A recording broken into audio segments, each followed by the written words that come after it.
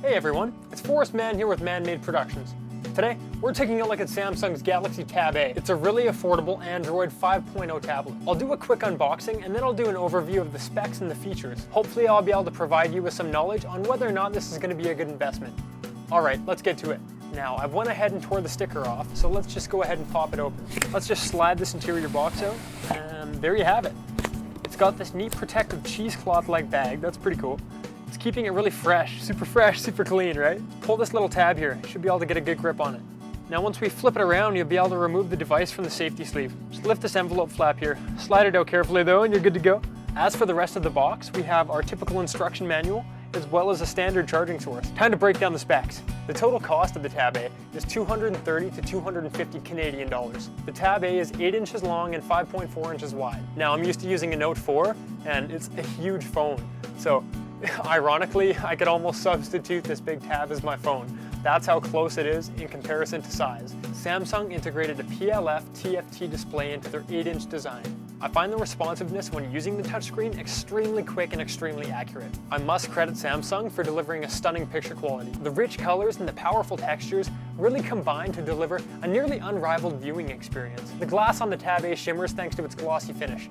It's smooth to the touch, which is another bonus because it's so comfortable to use. Unfortunately, the Tab A does not come with 3D display. Moving on, let's discuss the storage specs. It has 16 gigabytes of built-in internal storage, so depending on what you're using it for, it should be more than enough. If you're using it for email, music, or any of the general purpose needs, then you're gonna have more than enough space. However, if you're thinking about using it for something like video editing, it's probably gonna be not powerful enough and you won't really have enough space. You're probably going to want to look for something a little more powerful with a lot more internal storage. It runs flash memory and it does in fact have a micro SD slot. So you can insert up to 128 gigabyte micro SD card. The 16 gigabytes internal storage that you can use in combination with the extra 128 you can combine to it, you're going to have more than enough storage on this device. It's also notable that the Tab A comes fitted with 1.5 gigabytes of RAM. Moving on to the processor.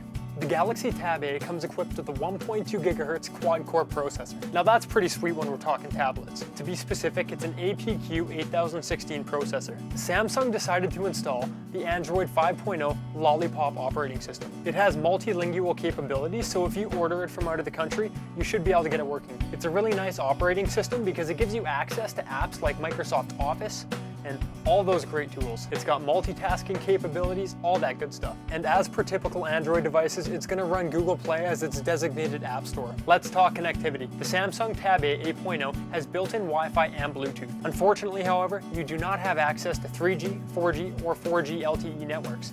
This is basically because you don't have access to any cell provider. It's notable that GPS is available. You won't find any HDMI inputs on this device, whether it be micro or mini, and you will not find any USB 3.0 inputs. However, you do have access to a USB 2.0 input.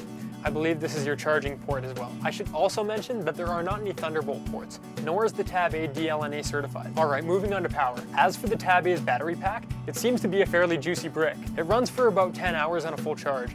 So as long as you're not watching YouTube videos all day and you don't have your brightness maxed out and your audio blaring, you should be fine. Just to be clear, the battery capacity is 4,200 milliamps an hour. And like I mentioned earlier, this device charges via USB. The built-in speakers are decent.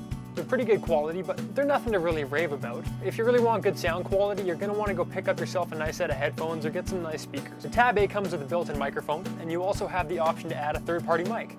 I believe you can do this via Bluetooth or the 3.5mm headphone jack. We can't forget the cameras on the Tab A. The camera built into the front display has a 2.0 megapixel resolution, whereas the one on the back has a 5.0 megapixel resolution. Neither of these cameras have a built-in flash. As for the video capabilities, you can record up to 1080p and I think 30 frames per second max. It surely records something like H.264, that would be the MP4 codec. Another attractive feature, however, is the Wi-Fi based video calling. Last but not least, everyone, the physical attributions. The Tab A doesn't come with a stylus, a QWERTY keyboard, or a built-in stand. You do, however, have two circular depressions on the back of the device. This is going to allow you to snap on a custom case specifically built by Samsung. You also have the option to get the color in either white or slate gray. Obviously mine's white. Both color palettes come with this silverish, chromish trim around the outside. It really appears to be a nice finishing touch. Lastly, let me cover a few of the features. First off, the addition of the control button on the keyboard, it's just superb. Just like on your computer, you'll have access to shortcuts like Control-Z and Control-C.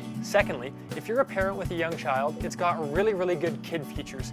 Not just kid features, but a good kids mode. So you can lock it down with all these different security measures depending on what age your kid is, and you can totally customize it accordingly. Finally, the 4x3 display makes for very smooth article reading.